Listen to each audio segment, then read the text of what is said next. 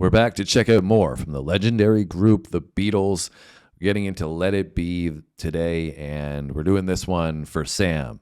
We've exposed Sam further along this ride to the Beatles catalog. I was more familiar with it than she was because of my upbringing. My dad was a huge Beatle fan and also looked like he could have been the fifth Beatle. So that's why I have some familiarity. However, Samantha has not had nearly as much as me. No, I've learned a lot since we started this journey. I was only familiar with like a handful of songs, and even those, I honestly probably couldn't even have told you at the time they were Beatles songs.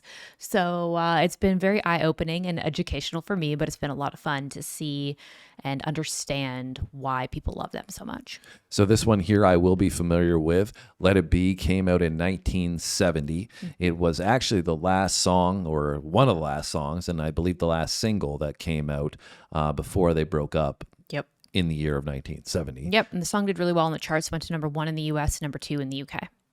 Yeah, so this is looked upon as, I think, written by McCartney, but it's credit to Lennon-McCartney. But in historical context, people look at this as McCartney, one of McCartney's great songs. So give us more insights down below, guys, on what transpired in that year of 1970 with the Beatles. Obviously, they were so influential throughout the 60s, and then the 70s came around, and I guess that's when Led Zeppelin took over. The Beatles handed it off to Led Zeppelin at that point. But anyways, let's get into Let It Be from the Beatles.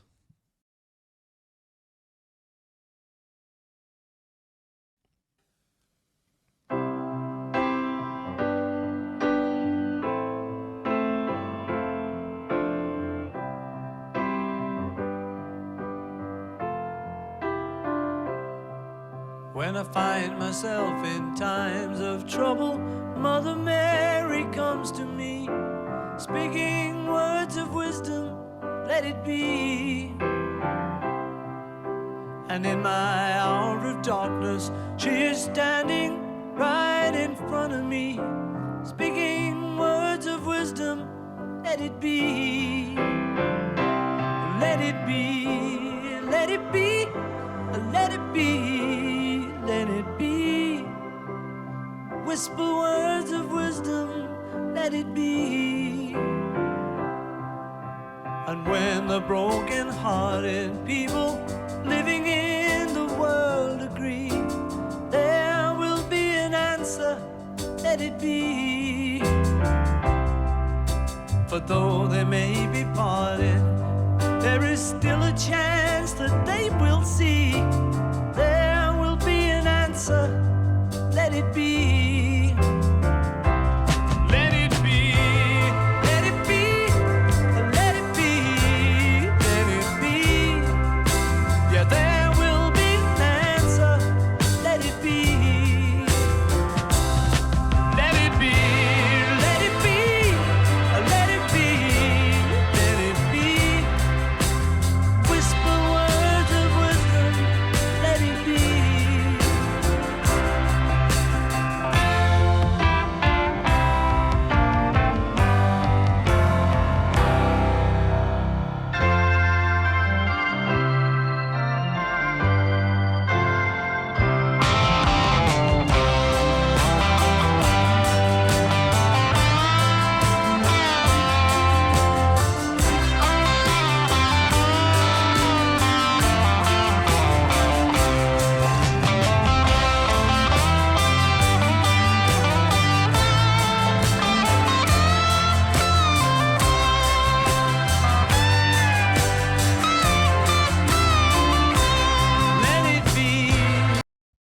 Got a nice solo from George in there. And it's so funny because I said I know this song, or I'm aware of this song, but I didn't catch so many of these details, just like that guitar. It was probably something growing up I may have heard played in the background or whatever. And so I didn't half paying attention. Yeah, so I didn't catch so much of the intricacies in this. Particularly, I just love the harmonized gospel feel that they're adding, just so subtly behind Paul's vocals. Really sounds fantastic. And then this video, I've never seen it before, so these clips are all new to me. But Sam, what are you thinking about this one? Yeah, the clips are really cool, and Paul's vocal is great. I really like his vocal on this. Some of this, like a little bit of this does sound familiar to me, so I'm not really just like the Let It Be portion. I feel like maybe from like movie or like a ceremony or something, because we were reading a little bit in our pre-research that it's commonly used in ceremonies or kind of to find comfort and acceptance and things, and I could totally see why. Like, it's a beautiful song to just kind of find peace about something. I feel like I could see why it would be used a lot for that. And it's kind of weird to me because you think about it, like, if this was the last single or one of the last singles that was released before they broke up, and then they break up, it's like you think that people are probably going to be upset about them breaking up, but then you have this most recent song that's like "Let It Be," so it's kind of like just let it be, like they've run their course, they're all going on their separate paths now, So it's just Control what you weird can timing, and let what is be. Yeah, but it's a beautiful song. It is, and it's so interesting because I think what I understand about the song, he says Mother Mary, right? Obviously that's a spiritual element, and you talk about the Bible, referencing the Bible, and there's this gospel feel that's centered around this, and kind of letting things be in the sense that they're out of your control, and a lot of the time that's where a higher power comes into like play, God's right? will type thing. But Mary, Mother Mary, is apparently Paul's mom's name as well. So he was talking about this in the sense that he saw his mom, in a dream or something, and she was speaking to him and saying, let bygones be bygones. But really cool how they framed it in the sense of, this can be a spiritual thing as well. So really, really cool stuff. Yeah, for sure.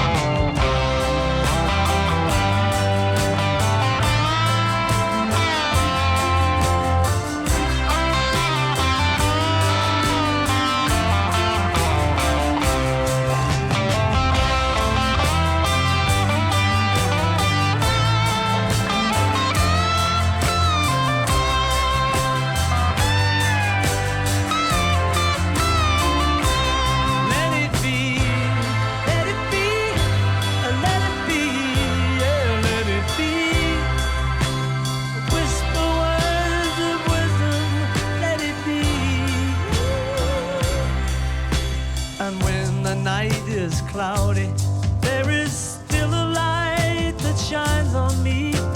Shine until tomorrow, let it be. I wake up to the sound of music. Mother Mary comes to me, speaking words of wisdom, let it be.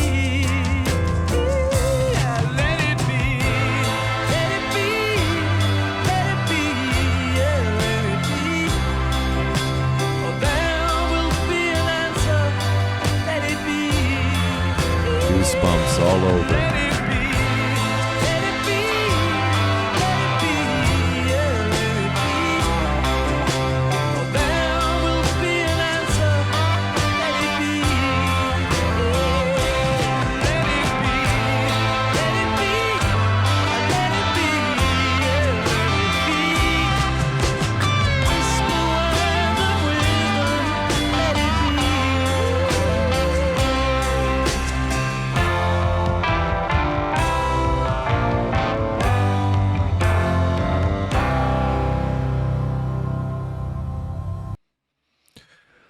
Bunch of goosebumps in that one.